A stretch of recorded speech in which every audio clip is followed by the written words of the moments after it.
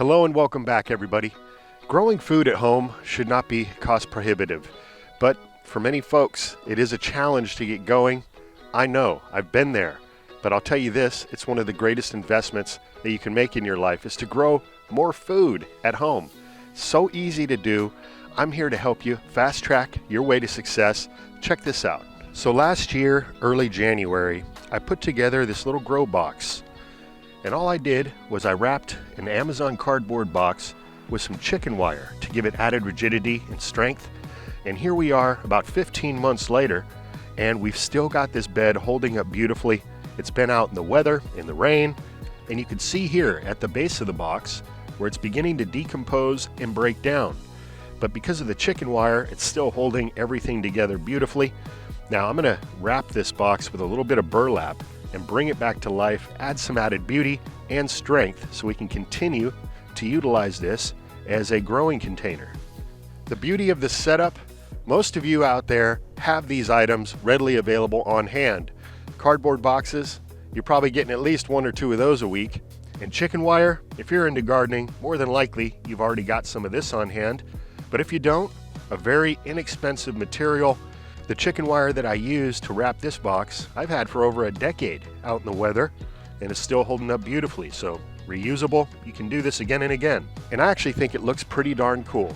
Now I know a lot of folks out there are concerned, and rightfully so, about different chemicals and byproducts leaching into your soil and making its way into your produce. Well, cardboard is a very benign product. It's going to break down over time and become food for the worms. And chicken wire, completely safe as well. Now at this point, this grow box is in its permanent home. You don't want to move it around or it's going to just fall apart on you. So I'm going to be putting together another one of these grow boxes today and run you through the process real quick. It literally only takes a couple minutes and you're ready to rock. But before we jump into that, let me show you how I'm going to dress up this box and give it some added life and beauty. This is a premium all-natural burlap made out of jute. And this particular product here, once you cut through the fabric, it's not going to continue to unravel and fray. It holds up beautifully, as you can see on this cut end here. So this is a 14-inch roll by 50 yards or 150 feet. And this has so many uses on the homestead, around the farm. You can use this to wrap all sorts of garden beds. Even plastic buckets can be beautified with this product. First things first, I'm just going to prune back one of these perennial tree kales I have growing over here. Just open the box back up. And you can see our attempt to grow some dragon fruit over the winter in this box doesn't appear to be successful. So I'm going to go ahead and remove that. We do a lot of experimentation here in the Plant Abundance Backyard Food Forest. I like to see what types of different crops we might be able to overwinter by putting them in a place with a bit of a microclimate. I was hoping with all the greenery growing around this area that it would create a little microclimate to get us to overwinter without added protection.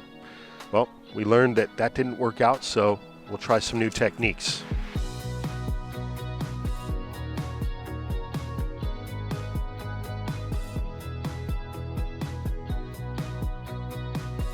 And I'm just going to be using a couple natural colored zip ties to secure this in place. I'm just trying to get it nice and tight around the box so it can help to hold everything together, not just be a decorative addition. And the zip tie can just poke right through the burlap, no problem.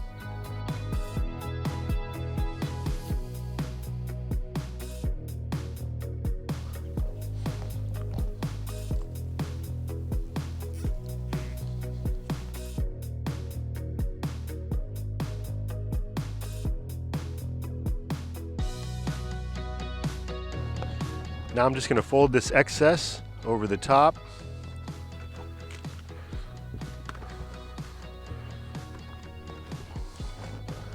And just like that, we've not only beautified the container, but we've added an extra material that's going to help to contain that soil and hopefully give us at least another season or two, at which point we can deconstruct the box and reuse the chicken wire and the burlap.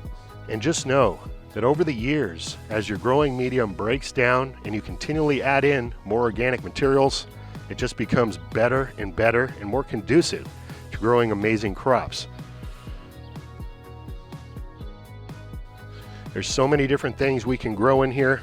It's deep enough for crops like carrots or beets, But anything really, parsley, cilantro, onions, strawberries, the possibilities are endless. And now, let's construct another one of these grow boxes in just a couple minutes.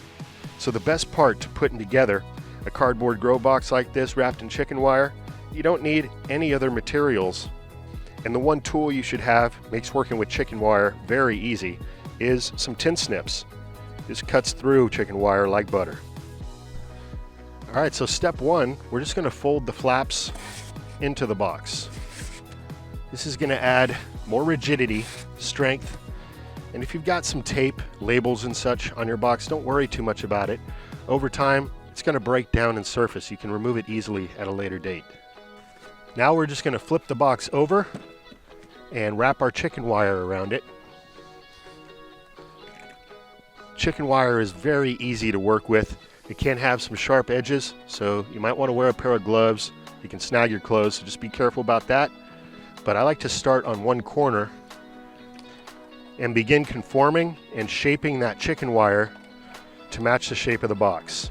And I'm just leaving about an inch or two of excess chicken wire towards the top, because I find it comes in handy at later times, like with the burlap. We can use this to secure other materials or even wrap around the top of the box. Just pull it nice and taut and begin to conform it.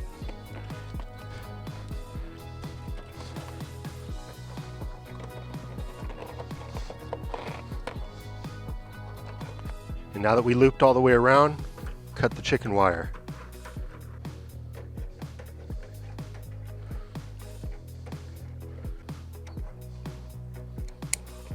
And you can see here how I cut right down the center of these little octagons, which gives you a little metal tab that we're going to use to secure this to itself.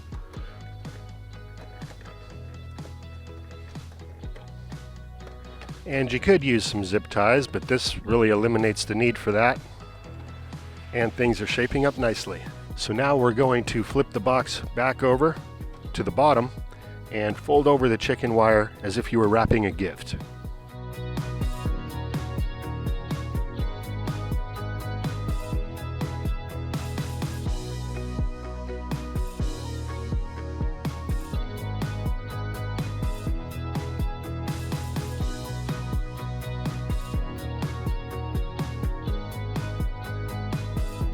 At this point, I like to go around the corners and just tighten it up. Just squeeze the chicken wire into itself. It doesn't have to be extra strong, as once we turn this box around, all the weight of that soil is going to compress the chicken wire at the bottom. It's going to hold together just fine. And just like that, we're good to grow. Now this is important. You want to place this grow box in its permanent location, because as things do break down, again, you're not going to want to move this around. It can fall apart. I'm thinking right over here would make a nice area. This spot gets a good combination of both sun and dappled shade, opening up the possibilities to many different crops we can grow here.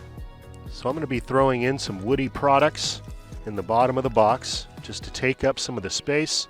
This is not only going to save you money on soil, but it's actually going to help to create some of the best soil medium as an added benefit by using this hugelkultur technique. The wood absorbs the moistures throughout the winter months as well as overhead watering, and releases that into your soil medium throughout the hot summer months when things are getting really dry. Check out this example where I emptied out a hidden hugelkultur pot as an example of the water holding capacity older wood can have. It's almost like a sponge.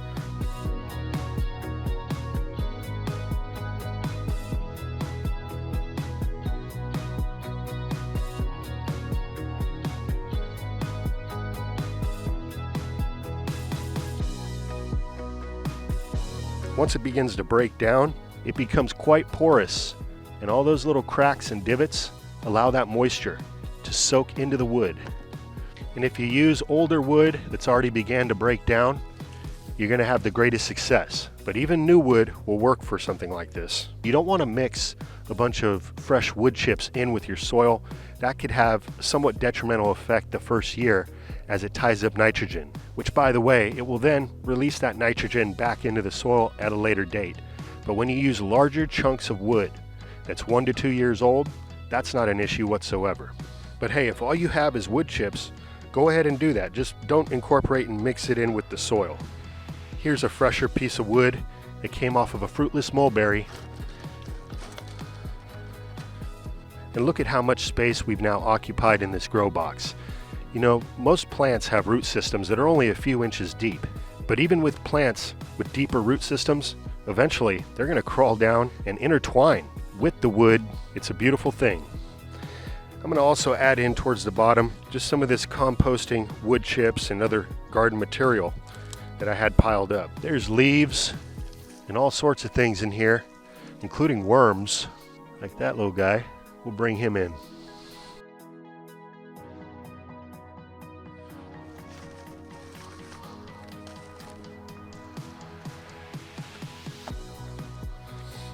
Are you seeing how cheap you can begin growing food yet? If so, be sure to smash that like button for me, y'all. Sure do appreciate it. And now towards the top, I'm going to add in some better growing soil.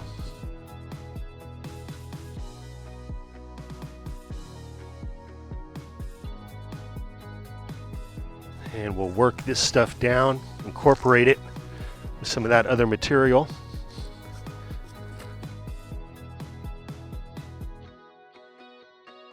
And if you don't have any extra soil at home, just one 1.5 cubic foot sack of outdoor potting mix or garden soil compost is all you need. And look at these worms.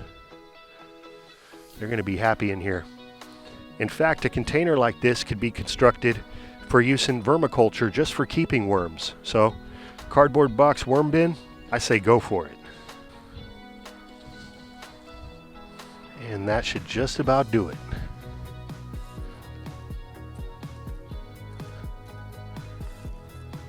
And that's all there is to it, guys. You're ready to start growing.